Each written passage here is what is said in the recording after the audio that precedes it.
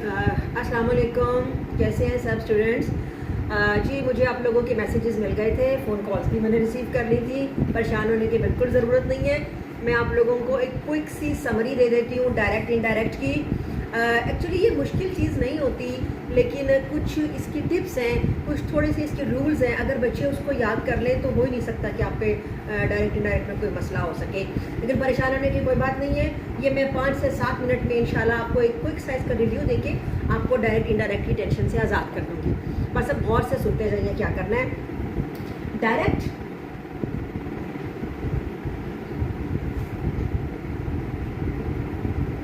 Indirect, direct indirect तो दो तरह की स्पीचेस होती हैं। डायरेक्ट में है कि आपने किसी को कोई बात कही है तो वो बात अगर इन्वर्टेड कॉमर्स में आ जाती है, यानी कोटेशन मार्क हम कहते हैं, इन्वर्टेड कॉमर्स में आ जाएगी तो वो फिर डायरेक्ट हो जाएगी। और अगर इन्वर्टेड कॉमर्स को उड़ा दिया जाए और बात को हम एक कंजंक्शन के साथ मिलाकर सेंटेंस बना दें उसको, तो फिर उसको हम कह देंगे इनडायरेक्ट स्पीच। अब डायरेक्ट स्पीच जो होती है इसके दो पार्ट्स होते हैं, वो मैं आपको बता देती हूँ। एक है इसका रिपोर्टिंग वर्ब और दूसरा होता है रिपोर्टेड स्पीच।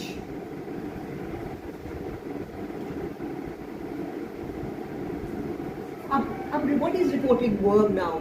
मैं कह रही हूँ जी he said, comma, inverted commas, I am good. Now this is reporting verb and this is reporting speech. Now is this clear? The second concept which you need to understand, इसकी अशद ज़रूरत है समझने की, वो ये है कि अगर आपका रिपोर्टिंग वर्ब पास्ट में है तो फिर आप इसमें जो आपके रिपोर्टिंग स्पीच का जो टेंस होगा ना, उसको हम पास्ट में चेंज करेंगे। और अगर ऑलरेडी इसमें रिपोर्टिंग स्पीच में जो टेंस है वो पास्ट में यूज हो रहा है तो फिर आप उसको पास्ट परफेक्ट में ले जाएंगे।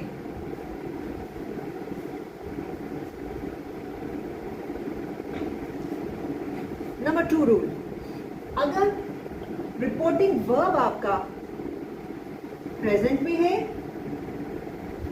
और फ्यूचर में है तो ये वाला पोर्शन हम चेंज नहीं करेंगे। इसमें किसी टेंस की unchanged, no change in tense. Is it clear to you? Okay fine. और अगर ऐसा कोई रिपोर्टिंग स्पीच ऐसी आ जाती है, अगर कोई रिपोर्टिंग स्पीच ऐसी आ जाती है जिसमें कि कोई यूनिवर्सल ट्रूथ दे दिया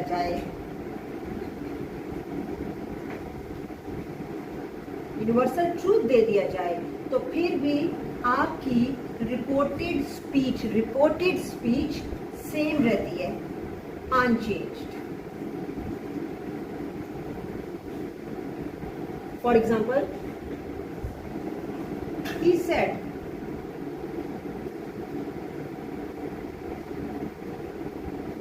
honesty is the best policy. Now, अगर आप चेंज करेंगे, कन्वर्ट कर रहे हैं इसको डायरेक्ट से इनडायरेक्ट में, तो ये statement he says, comma inverted commas हम उड़ा देंगे और उसकी जगह दैट आ जाएगा और बाकी सब कुछ सेम रहेगा, इसको भी हम उड़ा देंगे। Is it clear?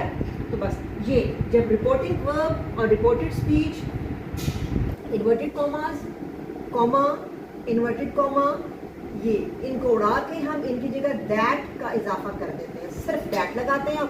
और उसके बाद अंदर क्या तब्दीली होनी है उसके रूल्स मैंने बता दिए आपको कि पास्ट में होगा, प्रेजेंट में होगा और फ्यूचर में होगा। और अगर इसके अंदर यूनिवर्सल ट्रूथ आ रही है तो कैसे तब्दीली लेकर आने हैं। अब पास्ट में तो हमने बता दिया कि ही सेड, अगर प्रेजेंट में है ही सेज, और अगर फ्यूचर में है ही विल से, तो क्या होगा? अंदर जो स्पीच है, रिपोर्टेड स्पीच है, वो अनचेंज रहेगी, उसमें कोई तब्दीली नहीं आएगी, ठीक है। अब 5 तरह के सेंटेंसेस हैं जो कि हम कन्वर्ट कर देते हैं। उसमें कौन कौन से आ जाते हैं? एक्सक्लेमेटरी आ जाते हैं, ऑप्टेटिव आ जाते हैं, और कौन से आएंगे? एजर्टिव, इंट्रोगेटिव आ जाते हैं और इम्पेरेटिव आ जाते हैं। ये 5 होते हैं। अब इन 5 के अंदर जो सबसे ज़्यादा इम्पॉर्टेंट चीज़ आती है वो ये है कि एक इम्पेरेटिव सेंटेंस है। इम्पेरेटिव सेंटेंस में यू रिक्वेस्ट, ऑर्डर, और तीसरा काम आप क्या करते हैं? यू स्टॉप समबडी, ऑर्डर कर रहे हैं कि नहीं करना, फिर रिक्वेस्ट कर रहे हैं, और या फिर एडवाइस करते हैं। ये 3 चीज़ें आती हैं। अब इसमें ये जो एजर्टिव इस तरह के सेंटेंसेस जब आएंगे तो आपने देखना है कि शुरू में क्या लिखा हुआ है। फॉर एग्जाम्पल वो कहता है कि he said, comma, polish my shoes. अब किसी को आप कहते हैं पॉलिश माई शूज, तो क्या आप रिक्वेस्ट करके कहते हैं कि भाई तुम्हारी बड़ी मेहरबानी मेरे जूते पॉलिश कर दो? ऐसा तो नहीं होता। You just give order to somebody. आपका यंगर है और बड़े को भी आप ऑर्डर नहीं देंगे। इधर you give order to your younger और योर जो आपका हेल्पिंग वहाँ पे आपका असिस्टेंट होगा, आप उसको ऑर्डर करेंगे कि भाई मेरे जूते कर दो पॉलिश, मेरा ये काम कर दो। तो अंडरस्टूड है फिर कि पॉलिश माई शूज़ आप किसी जूनियर को कह रहे हैं, छोटे को कह रहे हैं, ऑर्डर एक कर रहे हैं। तो हम इसको देख के अंदर जो रिपोर्टेड स्पीच है ना, उसकी जो पोजीशन है ना, उसको हम देख के तो हम जो हमारा रिपोर्टिंग वर्ब होगा उसमें चेंज लाएंगे। यहाँ क्या आ जाएगा? He ordered to polish my की जगह क्या हो जाएगा? His shoes. और अगर आ जाता है he said to him polish my shoes, तो फिर हम कह देते हैं he ordered him to polish his shoes, ठीक है। तो अब हम इतना आपको समझ में आ गया है। अब मैं आपको मज़ीद कुछ प्रैक्टिस करा देती हूँ जल्दी से 2-3 मिनट में, ताकि आपको पेपर करना फिर आसान हो जाए। तो इसमें परेशानी की कोई बात नहीं है। हम थोड़ी सी प्रैक्टिस कर लेंगे मज़ीद, तो आप आराम से इसे दोबारा कर लेंगे। अच्छा, ये इम्पेरेटिव स्पीचेस में ना कई दफ़े एक लेट अस का वर्ड भी यूज़ किया जाता है कि let us go for a walk, let us have fun. तो ये एक प्रपोजल होता है। तो इसको जब हम डायरेक्ट से इनडायरेक्ट में चेंज करेंगे, तो जो फॉर एग्जांपल एक सेंटेंस में आपकी सहूलत के लिए बोल रही हूँ, he said let us go to the river. अब इसे चेंज कैसे करेंगे? ही प्रपोज्ड, यानी ऐसा जो लेट अस का वर्ड यूज़ किया जाता है तो बेसिकली प्रपोजल होता है। तो आप इसके लिए वर्ड यूज़ करेंगे he proposed that they should go. Proposal है ना, तो दे शुड का वर्ड भी आ जाएगा, एक प्रपोजल का वर्ड आएगा और एक शुड का वर्ड आएगा, that they should go to the river. अच्छा, फिर अगर आज the beggar said to me may you go to hell, ये ऑप्टेटिव सेंटेंस हो जाएगा। ऐसा सेंटेंस इसमें दुआ दी जाए, बद्दुआ दी जाए, तो इसको हम बोल देते हैं कि या ख्वाहिश का इजहार भी किया जा सकता है, इसे हम बोलते हैं ऑप्टेटिव सेंटेंस। इसमें भी हम देखते हैं कि जो हमारा उसमें रिपोर्टेड स्पीच है उसमें किस तरह की बात की गई है, और उस बात की मुताबिकत से हम रिपोर्टिंग वर्ब को चेंज करेंगे। For example, the beggar said to me may you go to hell. अब ये क्या है? हम क्या बोलेंगे? The beggar said to me no, the beggar told me no, the beggar asked me no.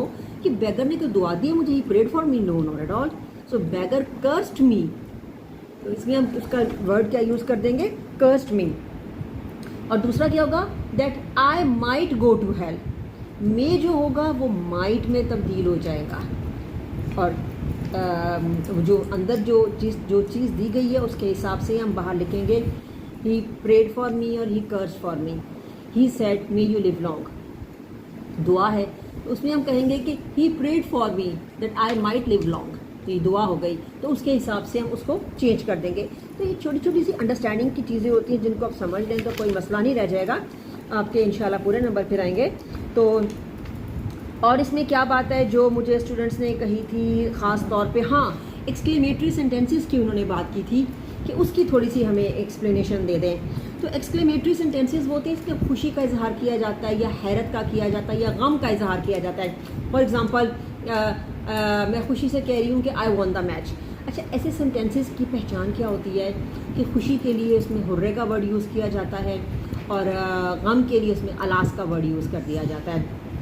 जहाँ पे हुर्रे का वर्ड आ जाता है तो आप आराम से कह सकते हैं कि ही एक्सक्लेम्ड विद जॉय, और अगर जहाँ पे आ जाता है अफसोस का, he exclaimed with sorrow. Alas आ गया तो अलास को आप चेंज कर देंगे सॉरो के साथ, हुर्रे आ गया तो उसको जॉय के साथ कर देंगे। तीसरे तरह का जो ऑप्टेटिव सेंटेंस एक्सक्लेमेटरी सेंटेंस होता है ना, उसमें आ जाती है हैरत। For example, he said what a great flower this it, what a great whether it is today. अब ये व्हाट ए जो बोल रहे हैं ना, ये एक्चुअली क्या है, ये हैरत है, और हैरत अच्छी वाली हैरत है, कोई परेशानी वाली नहीं है, खुशी वाली हैरत है। तो इसलिए हम उसे कह देंगे कि वो खुशी से बात कर रहा है, हैप्पीली बोल रहा है। जैसे इसके लिए मैं आपको एक सेंटेंस बताती हूँ, he said what a pretty flower it is. इसे कन्वर्ट करें ज़रा, आप इनडायरेक्ट में लेकर आइए ना। ही एक्सक्लेम्ड विद जॉय, अंदर खुशी से उसने कहा, दुख से तो नहीं कहा कि हाय किस तरह का ये फूल है, और तो खुशी से कह रहा है कि भाई कमाल का फूल है, मज़ा आ गया देख के, खूबसूरत है, ये प्रिटी है। तो आप इसलिए यूज़ करेंगे, इसमें जो अपना रिपोर्टिंग वर्ब जो है ना, उसको चेंज करना ज़रूरी होता है, वो फर्दर एक्सप्लेनेशन देता है कि आगे बात क्या हुई है। तो आप कहेंगे कि ही exclaimed with Joy that it was a very pretty flower. अब ये जो वाटा, अलास और हुर्रे है, इनको हटा के हम एक सिंपल स्टेटमेंट की फॉर्म में ले आएंगे इनडायरेक्ट सेंटेंस बनाने के लिए इसको। ठीक है, क्लियर हो गया। अच्छा, एक तीसरा बड़ा मसला जी आ जाता है स्टूडेंट्स को कि जो हमारे आ जाते हैं क्वेश्चंस, ये इंट्रोगेटिव सेंटेंसेस जो होते हैं, उसमें क्वेश्चन है, तो हम जब डायरेक्ट में क्वेश्चन है तो उसको इनडायरेक्ट में करते हुए क्या क्वेश्चन रखेंगे या उसको चेंज करेंगे। तो बेटा याद रखिए कि कभी भी आप इंट्रोगेटिव सेंटेंसेस में क्वेश्चन को क्वेश्चन डायरेक्ट से इनडायरेक्ट लाने के लिए नहीं रखेंगे, बल्कि आप उसको एक सिंपल सेंटेंस की फॉर्म में लेकर आएंगे, क्योंकि हमने उसको इनडायरेक्ट बनाना है। क्वेश्चन होता है कि what is your name, and that is the direct form of speech, what is your name. जब इनडायरेक्ट फॉर्म ऑफ स्पीच आएगा तो उसमें व्हाट इज़ योर नेम तो नहीं आ जाएगा ना, उसको डेफिनेटली फिर हम सिंपल सेंटेंस फॉर्म में लेकर आएंगे, तो ही वो इनडायरेक्ट फॉर्म की शक्ल में आएगा।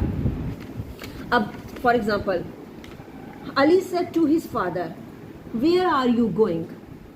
ये क्वेश्चन है, इन्वर्टेड कॉमर्स में आ रहा है, वेयर आर यू गोइंग। तो क्या ये सवाल है ना, तो बच्चा पूछ रहा है बाप से, तो Ali asked his father where he was going. Simple में कर दिया, वेयर आर यू गोइंग, तो where he was going. Second आ गया, he said to me why do you weep.